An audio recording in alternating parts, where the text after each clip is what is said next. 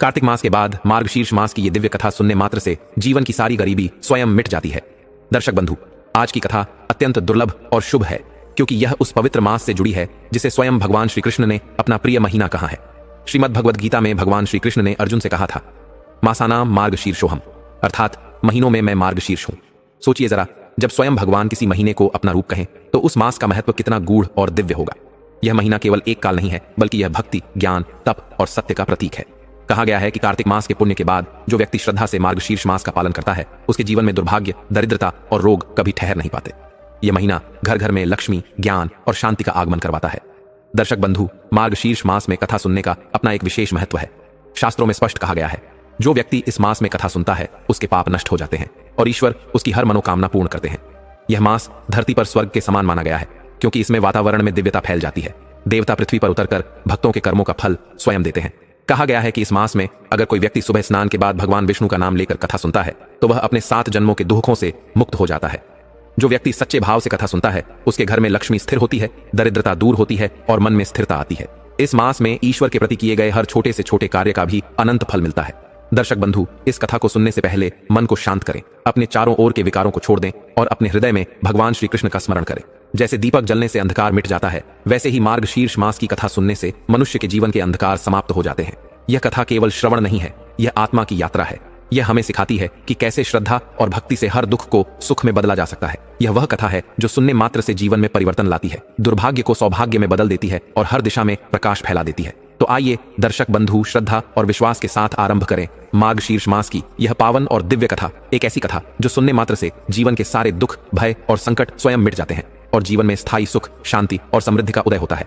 लेकिन दर्शक बंधु, आगे बढ़ने से पहले आपको एक अत्यंत गंभीर और महत्वपूर्ण बात बता दूं, जिसे हमारे प्राचीन धर्म ग्रंथ गरुड़ पुराण में स्पष्ट रूप से कहा गया है।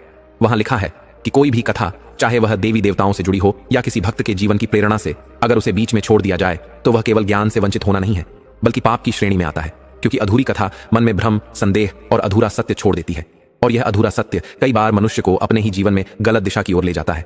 इसीलिए दर्शक बंधु, आपसे विनम्र निवेदन है कि आज की इस कथा को अंत तक अवश्य सुने, क्योंकि यह कथा किसी सामान्य दिन की नहीं, बल्कि उस पवित्र समय की है जिसे स्वयं भगवान श्री कृष्ण ने अपना स्वरूप कहा है। मासानाम मार्गशीर्षोहम, अर्थात महीनों में मैं मार्गशीर्ष हूं। यह वही महीना है जब ईश्वर के चरणों में की गई छोटी सी भक्ति भी सैकड़ों जन्मों के पापों का क्षय कर देती है। यह मार्गशीर्ष मास केवल पूजा पाठ या व्रत का समय नहीं है, यह तो आत्मा को शुद्ध करने का अवसर है। जो व्यक्ति इस मास की कथा श्रद्धा से सुनता है, उसके जीवन से अशांति, दरिद्रता और रोगों का नाश होता है, और जो इसे बीच में छोड़ देता है वह अपने ही पुण्य का तिरस्कार करता है। इसलिए दर्शक बंधु, मन को एकाग्र करें, हृदय में भगवान श्री कृष्ण का स्मरण करें और इस कथा को पूरा सुने, क्योंकि यह कथा केवल शब्द नहीं बल्कि जीवन का आईना है। हो सकता है इस कथा का कोई एक प्रसंग, कोई एक वाक्य आपके जीवन की दिशा ही बदल दे, आपके भीतर छिपे उस प्रकाश को जागृत कर दे जो अब तक अंधकार में दबा हुआ था। यह कथा आपको आपके कर्मों का दर्पण दिखाएगी और यह समझाएगी कि भक्ति का अर्थ केवल पूजा नहीं, बल्कि अपने आचरण में ईश्वर को उतार लेना है। और यदि आप एक सच्चे सनातनी धर्मावलंबी हैं तो यह आपका कर्तव्य भी है कि ऐसे दिव्य संदेशों को केवल अपने तक सीमित न रखें, बल्कि उन्हें अधिक से अधिक लोगों तक पहुंचाएं, ताकि धर्म की ज्योति हर घर में प्रज्वलित हो सके। इसीलिए इस वीडियो को लाइक करें, साझा करें और हमारे चैनल भैरम पावर को सब्सक्राइब करना न भूलें, ताकि आपको मार्गशीर्ष मास और अन्य पवित्र महीनों से जुड़ी कथाएं और शिक्षाएं निरंतर मिलती रहें। तो आइए दर्शक बंधु, श्रद्धा, भक्ति और विश्वास के साथ आरंभ करते हैं मार्गशीर्ष मास की यह दिव्य कथा, जो सुनने मात्र से जीवन के सारे दुख, भय और अंधकार स्वयं मिट जाते हैं। सदियों पहले की बात है। एक गांव था जिसका नाम था गंगापुर। उसी गांव में एक दया नाम का एक किसान अपने बूढ़े पिता के साथ रहता था। बाप बेटे के पास जमीन के नाम पर बस एक छोटा सा टुकड़ा था और उसी में मेहनत करके दोनों का गुजारा चल जाता था। घर में वह 2 ही तो लोग थे। दया की मां तो तभी भगवान को प्यारी हो गई थी जब दया मुश्किल से 10 साल का रहा होगा। दया के पिता ने फिर दूसरा ब्याह नहीं रचाया। वह बेचारे काफी गरीब आदमी थे। उन्होंने सौतेली मां के बारे में सुन रखा था कि 1000 में कोई 2-4 ही ऐसी निकलती हैं जो सौतेले बेटे को अपना प्यार देती होंगी। और फिर उन्होंने सोचा कि यह दोबारा शादी ब्याह तो अमीर लोगों का काम है। बस यही सोचकर दया के पिता ने खुद ही उसे पालना शुरू कर दिया। अब दया जवान हो चला था तो पिता को बेटे के ब्याह की चिंता सताने लगी थी। अपने जवान बेटे को खुद चूल्हा फूंकते देखना उन्हें अच्छा नहीं लगता था, तो वह इस चक्कर में पड़ गए कि जल्दी से जल्दी घर में बहू आ जाए। बहू की फिक्र में वह इतने डूबे कि एक दिन सरिया गांव चले गए, जहां उनका एक रिश्तेदार रहता था जिसका नाम नगीना था। उस रिश्तेदार की एक बेटी थी जिसका नाम था लाली। लाली एक अच्छी भली और बहुत होशियार लड़की थी।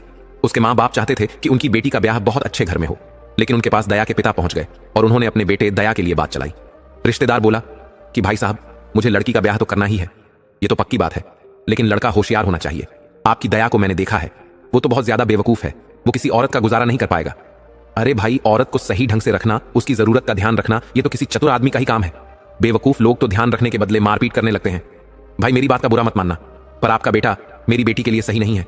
आप कहीं और रिश्ता देखो। दया के पिता यह सुनकर निराश होकर घर चले आए। उन्हें अपने रिश्तेदार की बात का बड़ा सदमा लगा था। दया कोई बेवकूफ नहीं था, बल्कि वह तो बहुत समझदार था, बस कम बोलता था। एक पिता के लिए तो वो सबसे अच्छा लड़का था। पिता ने फिर भी हार नहीं मानी। वो नारायणपुर अपने ससुराल में गए और वहां भी एक जान पहचान वाले से बात चलाई, मगर वहां बात नहीं बनी। उस लड़की का ब्याह कहीं और तय हो गया था। तो दया के पिता फिर से निराश होकर घर लौट चले। रास्ते में जोरदार बारिश होने लगी। वो उस वक्त एक सुनसान जगह पर थे। छिपने के लिए कोई जगह नहीं थी, तो वह घंटों भीग कर सफर करते हुए घर पहुंचे। दया अपने पिता पर बहुत नाराज हुआ और बोला, आपको कहीं छिप जाना चाहिए था। आप किसान हो, मौसम देखकर भी तो अनुमान लगा लेना चाहिए कि आगे क्या होने वाला है। मौसम कैसा रहेगा, लेकिन आप तो धुन के पक्के हो। आपको तो मरकर भी बहू चाहिए। अब आप यह तमाशा बंद करो। जिसको आना होगा वह हमारे घर चलकर आएगा। आपको कहीं जाने की जरूरत नहीं है। भीगने की वजह से दया के पिता को बुखार हो गया था, तो दया जल्दी से गांव के वैद्य के पास गया। वैद्य ने पहले तो दया को 10 बातें सुनाई। बोला, जब तुम लोग बीमार पड़ते हो तो मुंह उठाए हमारे पास चले आते हो, जबकि साथ में कभी पैसा नहीं लाते। मांगने पर वही टका सा जवाब मिलता है कि फसल होने पर लौटा देंगे, और फसल कटने पर तुम्हारे पिता जवाब देते हैं कि इस साल फसल अच्छी नहीं हुई, अगली साल हर हाल में लौटा देंगे। वो अगला साल 4 साल में कभी नहीं आया, जबकि यह बुखार बार बार आ जाता है। यह ताज्जुब की बात है। वैद्य ने भुनभुनाते हुए बेमन से 2 खुराक दवा दे दी। दया समझ गया था कि वैद्य ने कोई अच्छी दवा नहीं दी है। गरीब आदमी का इस संसार में कोई मददगार नहीं है। जहां भी जाओ लोग 2 बातें सुना ही देते हैं। लोगों की बातें सीधे कलेजे पर लग जाती हैं, लेकिन करें क्या, मजबूरी है। जिनके मुंह देखने से दिन भर भोजन नसीब नहीं होता, हमें उनके भी मुंह गौर से देखने पड़ते हैं। दया दवा लेकर घर आया और अपने पिता को दिया, लेकिन वैद्य की दवा का कोई असर नहीं हुआ। सुबह में भी दवा दी, लेकिन कोई फर्क नहीं पड़ा। घर में पैसे थे नहीं, सिर्फ कुछ थोड़ा बहुत अनाज था। उसे लेकर वह गांव के दुकानदार के पास गया तो उसे कुछ पैसे मिल गए। तो वह दोबारा वैद्य के पास गया और पैसा देकर उससे दवा मांगी, तो वैद्य ने दवा दे दी। लेकिन वैद्य की दवा से दया के पिता ठीक नहीं हुए। उनकी हालत और बिगड़ती गई। अब वह चल फिर भी नहीं सकते थे। अब दया मेहनत मजदूरी कर अपना खर्च चलाता और पिता का इलाज कराता। उधर सरिया गांव के नगीना ने अपनी बेटी लाली का ब्याह दया के पड़ोसी कालीचरण के यहां कर दिया। यह खबर सुनने के बाद दया के पिता सदमे में आ गए और मर गए। दया अब बिल्कुल अकेला रह गया। उसके पिता बहू लाने के ख्वाब में ही दुनिया से विदा हो गए। उधर गांव में एक धूर्त साहूकार रहता था जिसका नाम शिवदेनी था। वह बहुत बड़ा सूदखोर था। दया के पिता जिंदगी भर उसके पास नहीं गए थे। वह किसी की जमीन और धन हड़पने में माहिर था। गांव की सुंदर स्त्रियों पर भी बुरी नजर से देखता था, तो औरतें साहूकार के डर से उसके कुएं पर पानी लाने नहीं जाती थीं। वो गांव के बाहर वाले सार्वजनिक कुएं से ही पानी भरती, वह भी झुंड में जाकर। साहूकार ने गांव के लोगों को कुछ ना कुछ पैसा देकर सबको अपने पक्ष में मिला लिया था। गांव का रामदीन तो साहूकार का खास आदमी था। दया के पिता बेटे से हमेशा कहते थे कि जीते जी साहूकार की परछाई से भी दूर रहना। उसकी परछाई भी इतनी दूर है कि तुम्हें गुलाम बना सकती है। वो गांव के ज्यादातर लोगों की जमीन धोखे से ले चुका है। साहूकार से हालचाल पूछने वाला भी कर्जदार बन गया।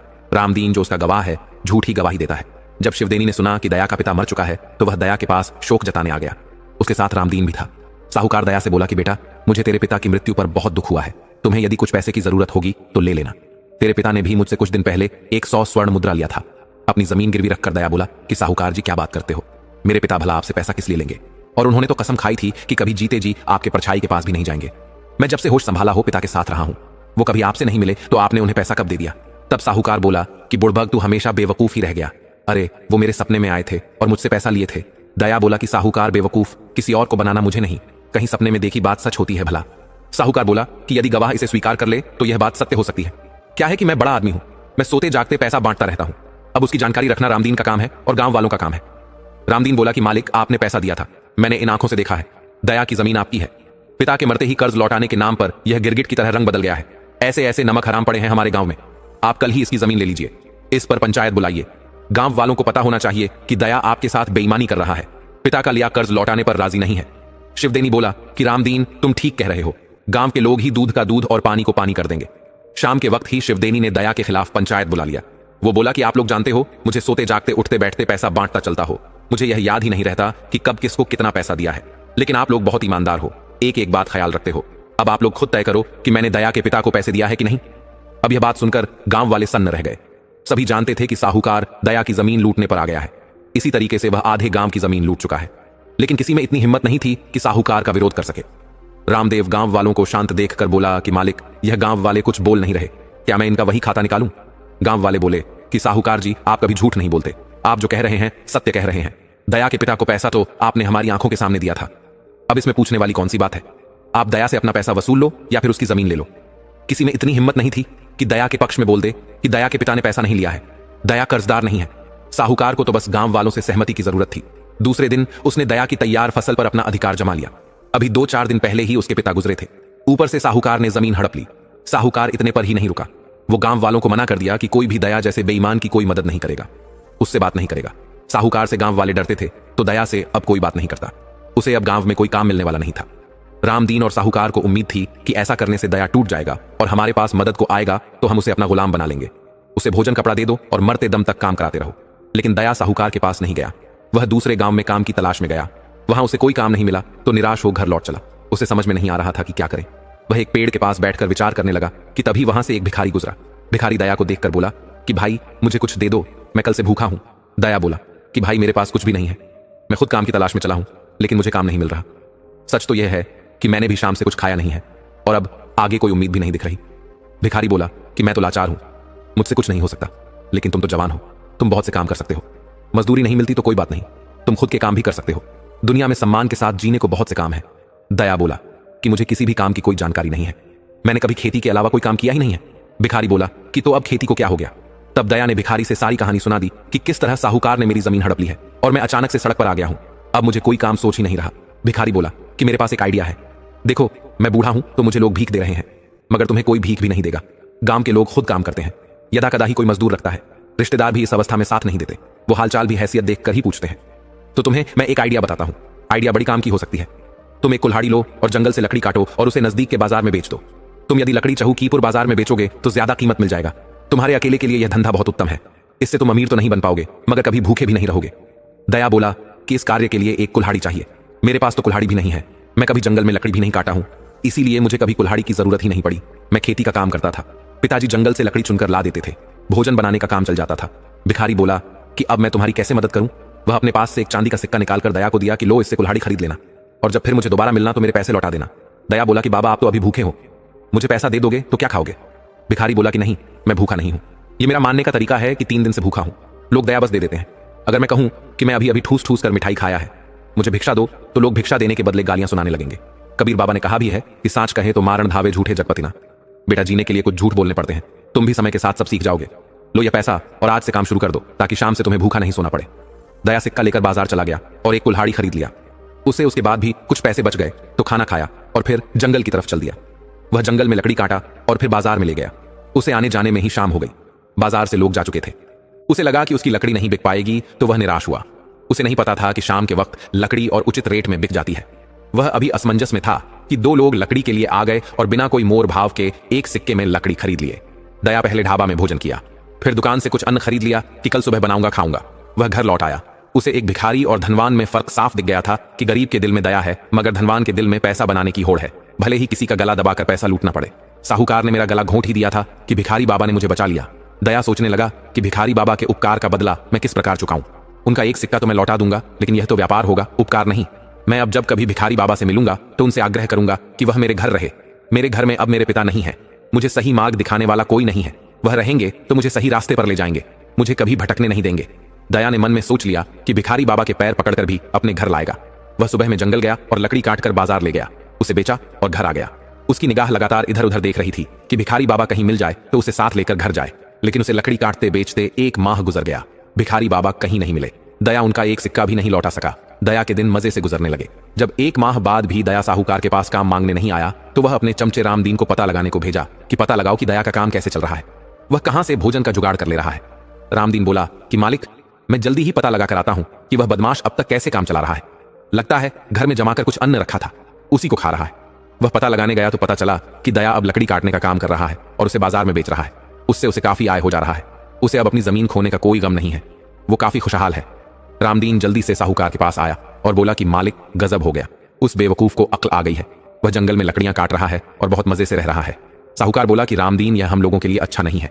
दया गांव वालों को एक अलग रास्ता दिखा रहा है, यदि उसका अनुसरण करके गांव वाले आत्मनिर्भर बन गए तो हमारे लिए मुश्किल खड़ी हो जाएगी, कोई हमारी बात नहीं मानेगा। जब गांव वालों के कदम गांव से बाहर जाने लगेंगे तो यह मूर्ख राज दरबार तक भी जा सकते हैं और हमारी शिकायत भी कर सकते हैं, तो राजा हमारी दुगड़ुगी बजा देगा। तुम आज रात में दया का घर जला दो, वो घर में सोता है, घर का दरवाजा बाहर से बंद करके उसे जलाना। उसे जिंदा बचना नहीं चाहिए वरना हमारे लिए काल बन जाएगा। रामदीन बोला कि मालिक मैं आज प्रयास करूंगा। रामदीन अपने घर गया, अपने घर में 2 बदमाशों को बुलाया तथा समझाया कि तुम लोगों को साहूकार जी 100 सोने की मुद्रा देंगे, लेकिन तुम्हें उनके लिए एक काम करना होगा, तुम्हें घर में बंद कर दया को जलाना होगा। रामदीन की बात उसकी पत्नी ने सुन ली। वह बोली कि तुम पाप कर्म करने की बात कर रहे हो, आदमी को जिंदा जलाने की बात कर रहे हो, वह भी उसके लिए जो सारे गांव की जमीन हड़प कर बैठा है। वह किसी को एक पैसा नहीं देता। वो बदमाशों से बोली कि तुम लोग इनकी बातों में मत आना, वरना तुम लोग बुरे फंस जाओगे। साहूकार एक फूटी कौड़ी नहीं देगा, ऊपर से दया की हत्या के जुर्म में तुम दोनों को फांसी पर चढ़वा देगा। दोनों बदमाश बोले कि बहन जी, आप बिल्कुल ठीक कह रही हो, साहूकार काम कराकर कभी किसी को पैसा नहीं देता, हम यह गलत काम नहीं करेंगे। साहूकार और तुम दोनों ही यह काम कर डालो, पैसे भी बच जाएंगे। दोनों बदमाश चले गए तो रामदीन पत्नी पर झल्लाया कि मुफ्त की खाकर तुम्हारी अग्रमोती हो गई है, आंख पर चर्बी छा गई है। अरे मत भूलो कि साहूकार की कृपा से हमारे घर में चोर ही चलते हैं, साहूकार अपनी नजरें घुमा ले तो फिर भोजन के लाले पड़ जाएंगे। स्त्री बोली कि तुम्हें मुफ्तखोरी की आदत पड़ गई है, तुम्हें साहूकार की तलवे चाटने की अपेक्षा सम्मानजनक कोई काम कर लेना चाहिए। तलवे चाटकर पाई गई मिठाई से इज्जत के साथ कमाई गई 2 रोटी भी भली होती है। तुम्हें नहीं खबर कि तेरे कुकर्मों की वजह से हमारे घर जन्म लेते ही बच्चे मर जाते हैं। ऐसा 3 बार हो चुका है, चौथा मुश्किल से बचा है, इसे भी क्यों मार डालने पर तुले हो? तुम साहूकार का साथ छोड़कर दया की तरह कोई रोजगार तलाशो। साहूकार कोई गांव का भगवान नहीं है जो रोज उसकी पूजा करने चले जाते हो। पत्नी ने उसे बहुत खरी खोटी सुनाई तो वह पत्नी से उलझना अच्छा नहीं समझा। घर से निकलकर साहूकार के पास चला गया और साहूकार से बताया कि अब दया के घर में आग लगाने का बीड़ा हम दोनों को ही उठाना होगा। आज रात में चलिए, साले को जला डालते हैं। मैंने बदमाशों को बुलाया था, लेकिन वह समझदार निकले। वह समझ गए कि आप काम कराकर उन्हें पैसा नहीं दोगे तो वह पहले पैसे की मांग करने लगे। अब उधारी की बात होती तो मैं 10,000 भी स्वर्ण मुद्रा स्वीकार कर लेता। वे जितना मानते हम हाँ करते जाते। अब उन्हें कुछ लेना देना तो था नहीं, लेकिन आजकल सभी बदमाश कौवा की औलाद हो गए हैं, वह हमारे छल को समझ जाते हैं। साहूकार बोला कि रामदीन, हमने कभी अपने हाथ से कोई पाप नहीं किया। रामदीन बोला कि मालिक, आपकी बात सही है, लेकिन आप खुद से सोचो कि जिंदगी में कोई पुण्य भी नहीं किया है, इसलिए यह काम कर ही डालो।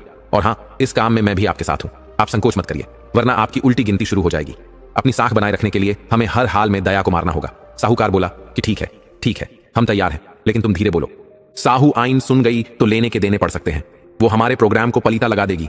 वह जानती है कि मैं सारा काम ईमानदारी से करता हूं, लेकिन पता चल गया कि मैंने यह सारा धन बेईमानी से इकट्ठा किया है तो घर में तूफान ला देगी। तुम तैयारी करो, आधी रात में हम दया के घर धावा बोलेंगे। दोनों योजना अनुसार आधी रात में दया के घर के पास गए। रामदीन अब दया के घर में आग लगाने वाला था कि एक भिखारी वहां आ गया।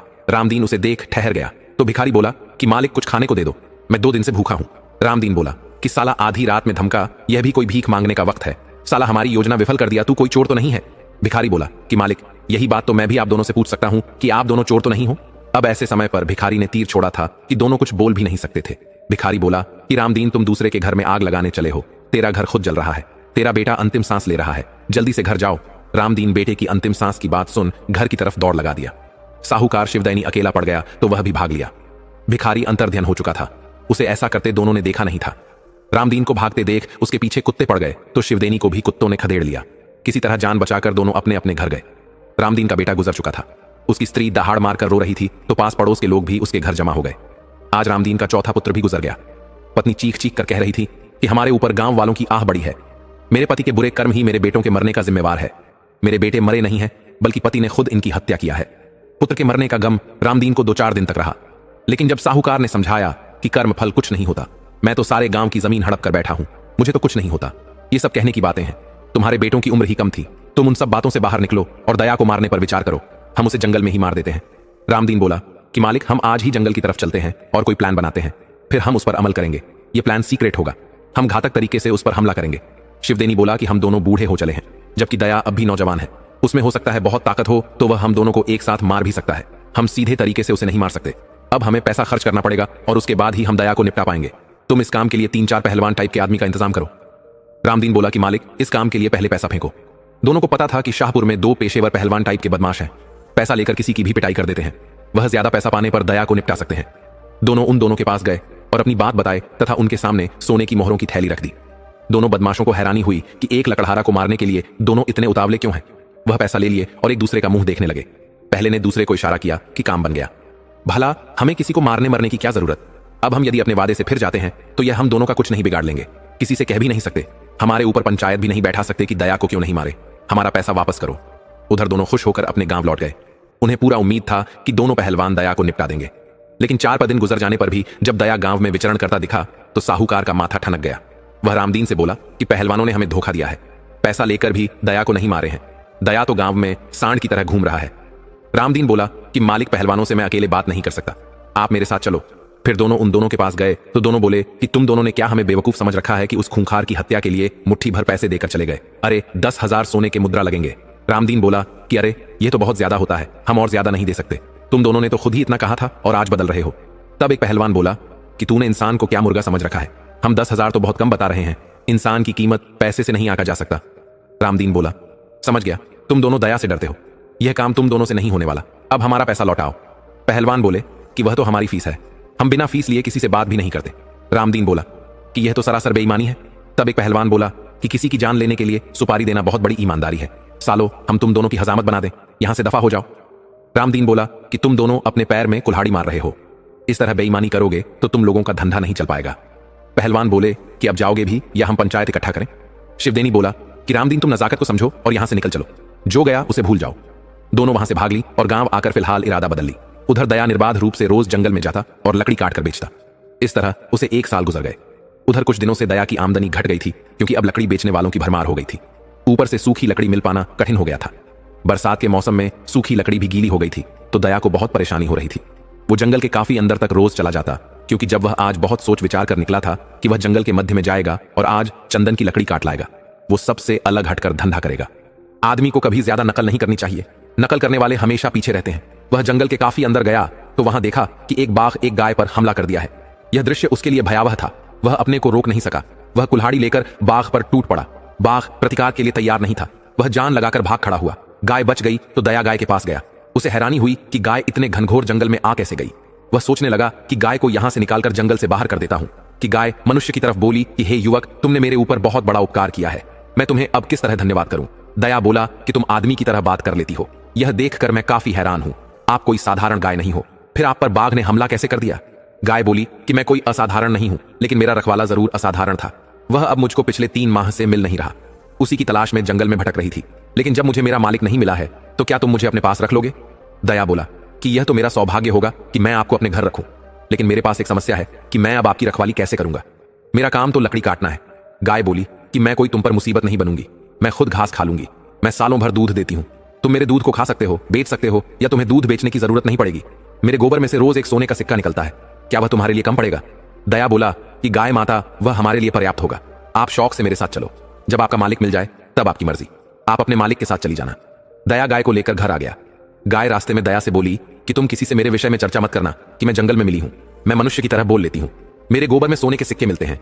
दया बोला कि नहीं गाय माता, मैं भला ऐसा क्यों बताऊंगा, वैसे भी गांव का साहूकार मेरा दुश्मन है, मेरी जमीन हड़प लिया है, उसका चापलूस रामदीन है जो बहुत गिरा हुआ आदमी है, वो मेरे जान के पीछे लगा हुआ है। गाय बोली कि तुम चिंता मत करो, आज से तुम मेरे पुत्र हुए, तेरी रक्षा का भार भी अब मुझ पर है, मेरे रहते तुझे कोई नुकसान नहीं पहुंचाएगा। कि गाय दया के घर आ गई तो गाय के रहने के लिए दया ने घर के अंदर ही सुंदर व्यवस्था कर दिया, तो गाय घर के अंदर रहने लगी। दया ने सुबह में गाय के गोबर से सोने का सिक्का पाया तो उछल पड़ा। उसे अब कहीं रोजगार के लिए भटकने की जरूरत नहीं थी। वो गाय को घास चराने के लिए दूर जंगल के पास जाता। गाय थोड़ी देर में घास चर लेती। गाय बहुत मीठा दूध देती जिसे पीकर दया निहाल हो जाता। गाय अक्सर एकांत पाकर दया से बात कर लेती। गाय को इस बात का दुख था कि अभी तक दया कुंवारा था, उसे खुद से घर में खाना बनाना पड़ता था, तो गाय ने सोच लिया कि दया का विवाह जरूर कराएगी। उधर रामदीन को खबर मिल गई कि दया ने इतना कमा लिया है कि एक गाय खरीद लिया है, तो वह भागा भागा साहूकार के पास गया। साहूकार अपनी बेटी अंजलि से अब भी बात कर रहा था। साहूकार की एक ही बेटी थी जो जिंदा थी और अब सयानी हो चली थी। ऐसे साहूकार के 4 बेटे और 3 बेटियां जन्म के कुछ दिन बाद मरते गए थे। सौभाग्य से एक बेटी अंजलि बच गई थी। साहूकार बेटी से बहुत प्यार करता था तथा बेटी की हर बात मानता था। अभी बेटी से कुछ बात कर रहा था कि रामदीन वहां पहुंच गया और बोला कि मालिक गजब हो गया, दया गाय खरीद लिया है, वह प्रत्यक्ष आपकी छाती पर मुंह दल रहा है, आपका हर प्रयास उस पर विफल हो रहा है। साहूकार रामदीन को दबा रहा था कि मुंह बंद रखो, अंजलि को पता नहीं चलना चाहिए, मगर रामदीन एक सांस में बहुत कुछ कह गया। अंजलि गाय खरीदने पर जब रामदीन को परेशान देखी तो पूछ बैठी कि पिताजी, किसी ने यदि गाय खरीद लिया है तो उसमें छाती पर मूंग डलने वाली कौन सी बात है, मुझे नहीं लगता कि इसमें कोई परेशानी वाली बात है, फिर रामदीन काका को अजीब क्यों लग रहा है। शिवदेनी बोला कि बेटी कुछ नहीं, रामदीन की आदत है फालतू बात करने की, भला कोई गाय खरीद ले तो यह तो खुशी की बात है कि हमारे सारे गांव वाले अब तरक्की कर रहे हैं, तुम अब घर के अंदर जाओ, रामदीन से कुछ जरूरी बात करना है। अंजलि बोली कि ठीक है पिताजी, आप दोनों बात करो, मैं जाती हूं। अंजलि यह कहकर घर के अंदर चली गई, लेकिन वह अंदर नहीं गई, वो छिपकर दोनों की बात सुनने लगी। उसे लग रहा था कि पिताजी कुछ छिपा रहे हैं, जरूर रामदीन कुछ गड़बड़ कर रहा है या पिताजी को भड़का रहा है। उधर जब अंजलि सामने से चली गई तो शिवदेनी रामदीन को डांटते हुए बोला कि तुम कहीं भी शुरू हो जाते हो, तुम्हें जरा भी ख्याल नहीं कि मेरी पत्नी और बेटी को हमारे कारोबार के विषय में कुछ नहीं पता है, अब कभी अपना गद्दा वाला मुंह सबके सामने मत खोल देना। हाँ, अब यहां कोई नहीं है, अब बताओ कि क्या बात है, दया ने क्या किया है। तब रामदीन बोला कि मालिक दया एक गाय खरीद लिया है, आखिर उसके पास पैसे कहां से आए, जबकि आपने उसकी जमीन ले लिया, गांव वालों को मना कर दिया कि कोई उससे बात ना करे, अब उसे गांव का कोई कुछ भी नहीं देता, ना कोई बात करता है, मगर फिर भी वह कुछ पेड़ की लकड़ी बेचकर कहां से पैसा पा जाता है। लगता है कुछ गड़बड़ कर रहा है। शिवदेनी बोला कि हम कोई उपाय लगाकर साली का घर और गाय हथिया लेते हैं, नहीं तो वह हमारे लिए समस्या बनता जाएगा। चलो रात के वक्त आज उसकी गाय किसी तरह खोलकर कसाई को बेच देते हैं। दया गांव वालों को नया नया रास्ता दिखा रहा है। अब गांव वाले गाय पालने लगेंगे, दूध बेचेंगे तो हमारी तो पूछ ही नहीं रहेगी। दोनों ने प्लान बना लिया, लेकिन उनके प्लान को अंजलि सुन रही थी। दोनों को इस बात की खबर नहीं थी। अंजलि को पहली बार अपने पिता से घृणा हुई कि पिता एक नीच आदमी है। उसके मन में लोगों के प्रति मैल भरा है। वह उस वक्त घर में चली गई, मगर उसके मन में दया को देखने की लालसा जाग उठी कि आखिर कैसा आदमी है जिसके पीछे रामदीन और मेरे पिता पड़े हुए हैं, उसका बुरा चाहते हैं। उधर रात होने पर रामदीन और शिवदेनी चुपके से घर से निकल गए। शिवदेनी को अंदाजा था कि पत्नी और बेटी सो गई है, लेकिन अंजलि जाग रही थी। वह पिता पर नजर बनाए हुए थी। जब शिवदेनी चला गया तो वह मां को जगाई और बोली कि मां, पिताजी रामदीन के साथ किसी की गाय चोरी करने गए हैं। साहुआइन बोली कि बेटी ये क्या कह रही हो, तुम्हें अपने पिता के विषय में ऐसा नहीं बोलना चाहिए। तब अंजलि बोली कि मां, मैं गलत नहीं बोल रही, मैंने दोनों को प्रोग्राम बनाते हुए सुना है और अभी अभी घर से निकल कर गए हैं। साहुआइन ने देखा कि पति तो घर में नहीं है, यानी बेटी गलत नहीं कह रही। वह बेटी के साथ बैठकर साहूकार के लौट आने का इंतजार करने लगी।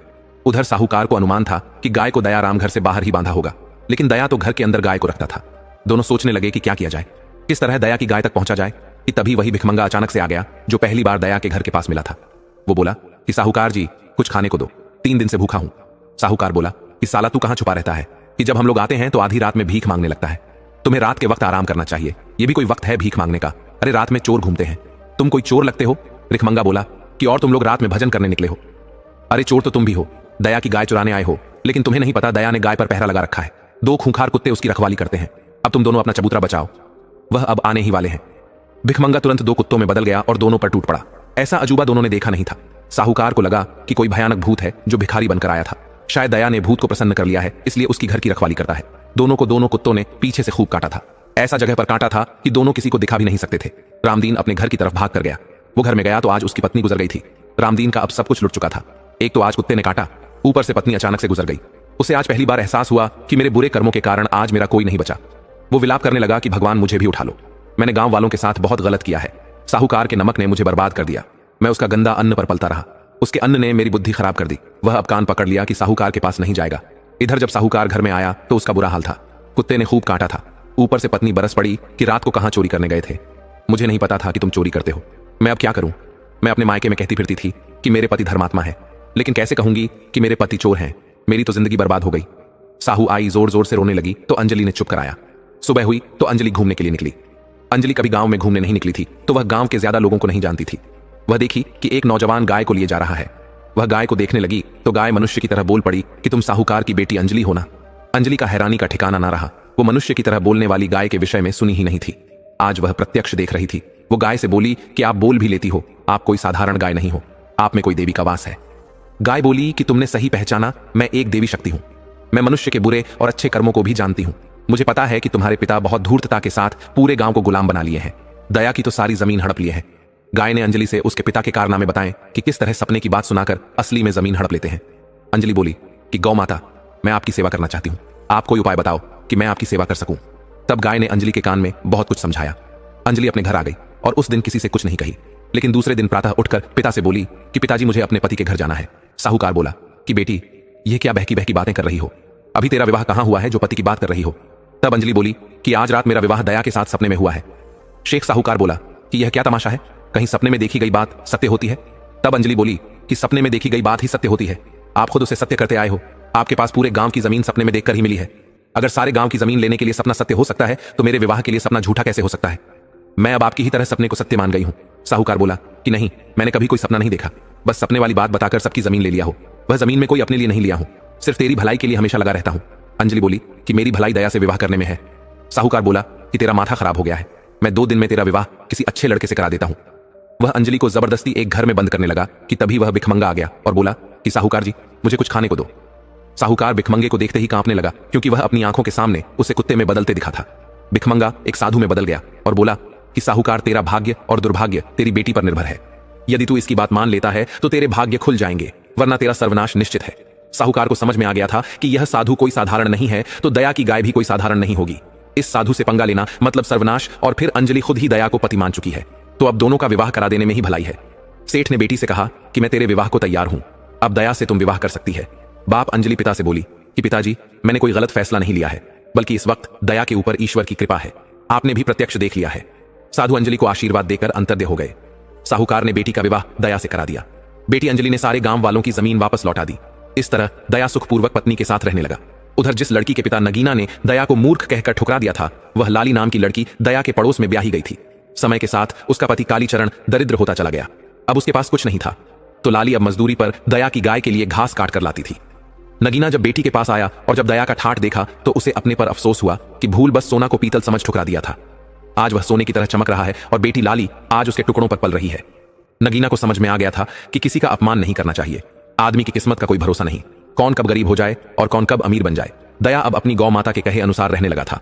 दर्शक बंधु, इस संपूर्ण कथा के माध्यम से हम कार्तिक मास में बाद मार्ग शीर्ष मास की उन 3 सीख को समझ सकते हैं जिन्हें कोई साधारण मनुष्य अपने जीवन में अपना ले तो कभी भी दुखी नहीं रहेगा। तो चलिए दर्शक बंधु, आपका कीमती समय नष्ट न करते हुए जानते हैं उन तीनों सीख को। मार्ग शीर्ष मास की पहली सीख, असली पहचान कर्म से होती है। दर्शक बंधु, जरा आंखें बंद करके सोचिए, अगर किसी व्यक्ति को देखकर हम उसकी पहचान सिर्फ उसके कपड़ों, उसके घर, उसके बोलने के ढंग या उसके पास कितने पैसे हैं इससे कर लें, तो क्या वह पहचान पूरी होगी?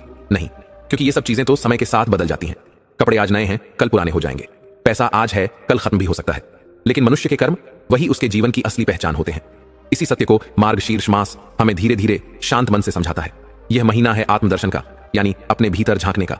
और जब हम दया की कहानी को याद करते हैं तो यह सीख हमारे सामने दीपक की तरह चमक उठती है। दया के पास क्या था? ना बड़ा घर, ना बड़ी जमीन, ना रिश्तेदारों का सहयोग, ना गांव वालों का सम्मान, लेकिन उसके पास साफ दिल, मेहनत करने का जज्बा और धैर्य था। यही 3 चीजें उसे वहां ले गईं जहां धनवान भी नहीं पहुंच पाते। जब पिता गुजर गए, पूरा गांव साहूकार के डर से दया से दूर हो गया। लोगों ने उसे अकेला छोड़ दिया, मजाक उड़ाया, ताना मारा, पर दया ने पलटकर जवाब नहीं दिया। वह टूट नहीं गया, वह किसी से भीख नहीं मांगा। वह उठ खड़ा हुआ, कुल्हाड़ी खरीदी, जंगल गया, लकड़ी काटी, बेची, और यह सब उसने बिना किसी के आगे सिर झुकाए किया। आज के समय में क्या हम ऐसा कर पाते हैं? थोड़ी मुश्किल आते ही हम परेशान, गुस्सा, उदास हो जाते हैं। हम खुद को दोष देने लगते हैं, दूसरों को कोसने लगते हैं, किस्मत को गालियां देने लगते हैं। लेकिन दया ने ऐसा नहीं किया। उसने अपने कर्म को अपना ईश्वर मान लिया। और देखिए, यही कर्म उसे एक ऐसी गौ माता तक ले गए जो केवल दूध ही नहीं, सोने की मुद्राएं देती थी। क्यों? क्योंकि दया का दिल साफ था। उसके भीतर छल, ईर्ष्या, लालच कुछ भी नहीं था। वह धन कमाने के लिए जंगल गया था, लेकिन भगवान उसे भाग्य देने के लिए आए। जबकि दूसरी ओर साहूकार और रामदीन जैसे लोग, जिन्होंने धन और ताकत के भरोसे दूसरों को दबाया, अपमानित किया, अंत में वही धन उनके लिए अभिशाप बन गया। बच्चों की मौत, घर का टूटना, डर, शर्म, उनका जीवन स्वयं उनका दंड बन गया। ये दुनिया आपका चेहरा नहीं देखती, ये आपके कर्मों की खुशबू या दुर्गंध महसूस करती है। अगर कर्म पवित्र है तो बिना कुछ कहे सम्मान मिलता है, और अगर कर्म गंदा है तो चाहे कितनी भी ताकत हो, पतन निश्चित है। मार्ग शीर्ष मास हमें यही कहता है, जो दिखता है वह सब नहीं है, जो भीतर है वही सच्चा है। आप किसी गरीब को देखकर उसे छोटा मत समझो, आप किसी साधारण बोलने वाले को मूर्ख मत समझो, आप किसी शांत रहने वाले को कमजोर मत समझो। हो सकता है उस शांत व्यक्ति के भीतर आपकी पूरी दुनिया बदल देने वाली शक्ति भरी हो। दया की तरह बोल कम, काम ज्यादा, दिखावा कम, सच्चाई ज्यादा, शोर कम, परिणाम ज्यादा। अगर आप मार्ग शीर्ष मास में सिर्फ एक संकल्प ले सकते हैं तो बस इतना कहिए, मैं अपनी पहचान अपने कर्म से बनाऊंगा, न दिखावे से।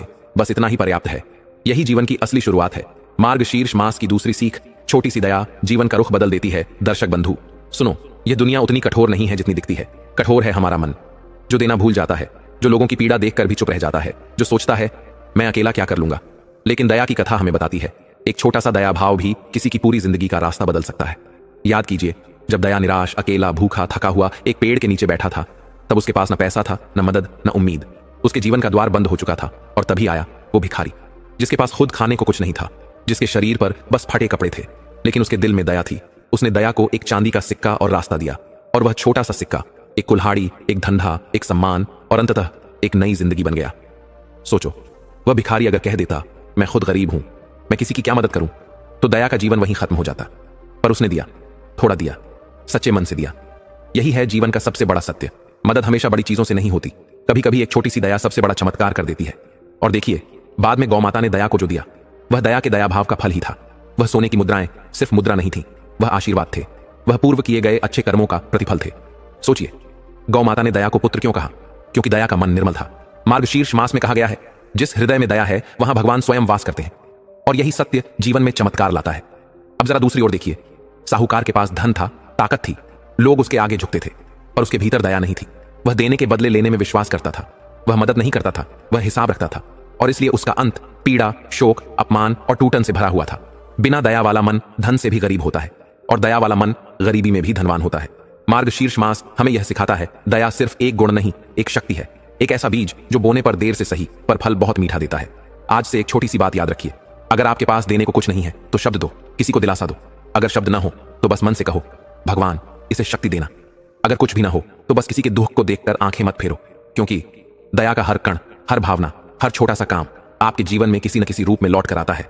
दया की दया गौ माता बनकर लौटी, भिखारी की दया घर का दीपक बन गई, और साहूकार की कठोरता उसी के घर का अंधकार बन गई। दर्शक बंधु, अगर आप चाहते हैं कि आपके जीवन में भी ऐसे चमत्कार हों तो आज से यह संकल्प कीजिए, जहां भी दुख दिखे मैं थोड़ा सा सहारा दूंगा, चाहे वह भोजन हो, शब्द हो, मुस्कान हो, समय हो, पर दूंगा, क्योंकि दया कभी व्यर्थ नहीं जाती। यही मार्गशीर्ष मास का तेज है, यही जीवन का धर्म है। मार्गशीर्ष मास की तीसरी सीख, जो दूसरों को दबाता है उसका पतन निश्चित है। दर्शक बंधु, जीवन एक चक्र है। जो कर्म हम संसार में फेंकते हैं वही कर्म किसी न किसी रूप में वापस लौटकर हमारे ही द्वार पर खड़े हो जाते हैं, कभी फूल बनकर, कभी कांटे बनकर। दया की कथा में यह सत्य सबसे स्पष्ट है। साहूकार के पास सब कुछ था, धन, प्रतिष्ठा, लोग, दबदबा। गांव वाले उसके भय से उसका पक्ष लेते थे, उसके आगे झुक जाते थे, उसके शब्दों को सच मान लेते थे, पर उसके अंदर करुणा नहीं थी। वह दूसरों की मजबूरी को अपना हथियार बनाता था। वह दया के पिता के नाम सपने का बहाना रचकर जमीन हड़प लेता है, लोगों को कर्ज में फंसाकर गुलाम बना देता है, गांव की औरतों पर बुरी नजर रखता है। लोग उससे डरते थे पर कोई उसे सम्मान नहीं करता था। यही फर्क होता है डर और सम्मान में। डर से बनाया साम्राज्य टिकता नहीं। ध्यान दीजिए, साहूकार ने दया के जीवन को मिटाने की पूरी कोशिश की। पहले पंचायत, फिर बहिष्कार, फिर घर जलाने की योजना, फिर जंगल में हत्या की सुपारी। लेकिन ईश्वर की लीला देखिए, जिन हाथों से वह दया को मारना चाहता था उन्हीं हाथों पर कुत्तों के दांत पड़े। जिस घर में वह गर्व से सोता था उसी घर में रोना, डर, बर्बादी और निद्रा रहित रातें उतर आईं। यह दंड किसी मनुष्य का नहीं था, यह दंड कर्मों का था। रामदीन, जो हर अन्याय में साहूकार का साथी बना, जो हर गलत बात पर गवाही देता रहा, जो दूसरों का हक छीनकर साहूकार के टुकड़े चबाता रहा, उसकी झोली में क्या आया? उसके बच्चे एक एक कर संसार छोड़ गए। उसकी पत्नी ने उसके कुकर्मों को उसके चेहरे पर फेंक कर कहा, हमारे घर का हर दुख तेरे पाप का फल है। और उस दिन पहली बार रामदीन ढह गया। वह समझ गया कि दूसरों को गिराकर ऊपर चढ़ने वाला व्यक्ति कभी ऊपर नहीं रहता। उधर साहूकार, जिसे लगता था कि वही गांव का राजा है, अंत में अपनी ही बेटी ने कहा, सपने वाली बात तो आपने भी कही थी, अब सपना मेरे लिए भी सत्य है। साहूकार टूट गया, क्योंकि जीवन ने उसके अपने हथियार उसी के विरुद्ध खड़े कर दिए। दर्शक बंधु, मार्गशीर्ष मास का यह तीसरा संदेश अटल है। जो दूसरों के हिस्से पर हाथ डालता है, जो किसी का हक छीनकर अपना सुख बनाता है, वह अंत में अपने ही कर्मों की आग में जलता है। धन कभी भी इतना बड़ा नहीं होता कि वह धर्म को जीत ले। ताकत कभी भी इतनी मजबूत नहीं होती कि वह न्याय को रोक सके। और अहंकार कभी भी इतना ऊंचा नहीं होता कि वह ईश्वर की दृष्टि से बच सके, क्योंकि ईश्वर देर से न्याय करते हैं पर अन्याय नहीं होने देते। तो मार्गशीर्ष मास में अपने मन में एक दीपक जलाए और कहें, मैं किसी का हक नहीं छीनूंगा, मैं किसी पर अत्याचार नहीं करूंगा, मैं गलत का साथ नहीं दूंगा, मैं अपने कर्म को पवित्र रखूंगा, क्योंकि वही मेरा भविष्य तय करेगा। यही सीख है, यही धर्म है, यही कलयुग में मनुष्य की रक्षा का मार्ग है। दर्शक बंधु, यह कथा अभी यहीं खत्म नहीं होती। अभी हम कार्तिक मास के बाद मार्गशीर्ष मास की उस दिव्य कथा को सुनेंगे जिसे सुनने मात्र से जीवन के सारे दुख स्वयं मिट जाएंगे। बहुत समय पहले की बात है। हिमालय की गोद में बसा एक छोटा सा गांव था जिसका नाम था शांतिधाम। यह गांव बाहर से साधारण दिखता था, लेकिन उसके अंदर एक अद्भुत भक्ति की धारा बहती थी। गांव के लोग सादगी से रहते थे, भगवान में उनका दृढ़ विश्वास था और हर कण कण में भक्ति की अनुभूति होती थी। गांव में एक वृद्ध ब्राह्मण रहते थे, नाम था श्रीधर। उनका जीवन एकदम पावन था। वे हर सुबह पहाड़ों की ओर जाते, नदी के किनारे बैठकर भगवान श्री कृष्ण का ध्यान करते और बांसुरी की मधुर धुन में डूब जाते। लोग कहते थे उन्हें सीधे श्री कृष्ण का आशीर्वाद प्राप्त है। लेकिन एक दिन ऐसा हुआ कि पूरे गांव पर विपत्ति आ गई। लगातार वर्षा हुई, फसलें नष्ट हो गईं, पशु बीमार पड़ गए, भूख, अभाव और चिंता हर घर में फैल गई। लोगों के चेहरे की मुस्कान गायब हो गई, घर आंगन की हंसी और किलकारियां मौन हो गईं। सब गांव वाले एक दिन इकट्ठा हुए और श्रीधर से बोले, पंडित जी, हम बहुत परेशान हैं। क्या हमारे पाप बढ़ गए हैं? क्या भगवान हमसे नाराज हैं? श्रीधर मुस्कुराए, उनकी आंखों में अथाह शांति थी। उन्होंने कहा, नहीं पुत्रों, भगवान नाराज नहीं होते। वे केवल देखना चाहते हैं कि उनके बच्चे कठिन समय में भी उन्हें याद रखते हैं या नहीं। लोगों के मन में थोड़ी शांति आई। उन्होंने आगे पूछा, तो अब हमें क्या करना चाहिए पंडित जी? श्रीधर बोले, कल कार्तिक मास समाप्त हो रहा है, उसके बाद प्रारंभ होगा मार्गशीर्ष मास, जिसे भगवान श्री कृष्ण स्वयं अपना प्रिय मास मानते हैं। इस मास की महिमा अद्भुत है। जो व्यक्ति इस मास में भगवान का स्मरण करे, कथा सुने, दीपदान करे और मन से क्षमा मांगे, उसके सारे दुख अपने आप मिट जाते हैं। मैं आप सबको मार्गशीर्ष मास की एक दिव्य कथा सुनाऊंगा। उसे मन से सुनना, ग्रहण करना और अंत तक सुनना, क्योंकि अधूरी कथा पाप का कारण बनती है। अगले दिन गांव के बीच में दीपक जलाए गए। कच्ची मिट्टी की सुगंध और तुलसी की पत्तियों से पूरा वातावरण पवित्र हो उठा। हर व्यक्ति नंगे पैर, सिर झुकाए शांत मुद्रा में बैठ गया। और तब श्रीधर ने कथा प्रारंभ की। उन्होंने कहा, सदियों पहले द्वारका नगरी में एक गरीब ग्वाला रहता था। उसका नाम था नंदू। उसके पास धन नहीं था, घर नहीं था, बस एक गाय थी। वही गाय उसका जीवन, उसका परिवार और उसकी आशा थी। लेकिन एक दिन वह गाय भी बीमार पड़ गई। नंदू के जीवन में अंधेरा छा गया। वह रोया, कराह उठा, हे कृष्ण, मैं तुम्हारा क्या बिगाड़ बैठा हूं? उसी रात नंदू को स्वप्न में भगवान श्री कृष्ण के दर्शन हुए। भगवान ने कहा, नंदू, दुख का समय तुम्हें तोड़ने नहीं, तुम्हें परखने आता है। कल मार्गशीर्ष मास आरंभ हो रहा है। तुम केवल एक काम करना, रोज सूर्योदय से पहले उठकर मुझे एक दीप अर्पित करना और एक बार ओम नमो भगवते वासुदेवाय का जाप करना। नंदू ने यह मंत्र हृदय में बसाकर पालन करना शुरू कर दिया। गाय धीरे धीरे ठीक होने लगी। उसके घर में अन्न आने लगा। लोग उसको सम्मान देने लगे। जो कभी तिरस्कृत था वही आदर्श बन गया, क्योंकि भगवान केवल श्रद्धा देखते हैं, साधन नहीं। यह कहते कहते पंडित श्रीधर की आंखें नम हो गईं। गांव वाले मौन थे। उनके भीतर भक्ति का दीपक जल चुका था। उन्होंने प्रण लिया, मार्गशीर्ष मास में हम भगवान श्री कृष्ण का निरंतर स्मरण करेंगे। कोई भी कथा बीच में नहीं छोड़ी जाएगी। हम दीपदान करेंगे, मन को शांत करेंगे और अपने कर्मों को पवित्र बनाएंगे। और जैसे ही मार्गशीर्ष मास शुरू हुआ, गांव की हवा बदलने लगी। बीमार पशु ठीक होने लगे। खेतों में नई फसलें उगने लगीं। गांव में नव जीवन की धारा बहने लगी। लोग समझ गए, जब मन भक्ति में डूबता है तब दुखों का अस्तित्व ही समाप्त हो जाता है। जीवन की सीख, जो व्यक्ति मार्गशीर्ष मास में श्रद्धा से भगवान श्री कृष्ण का स्मरण करता है, मन की मलिनता छोड़कर भक्ति का दीप जलाता है, उसके जीवन के सारे दुख स्वयं ही मिट जाते हैं। क्योंकि जहां भक्ति है वहां चिंता नहीं, जहां प्रेम है वहां भय नहीं, जहां श्री कृष्ण है वहां अभाव नहीं।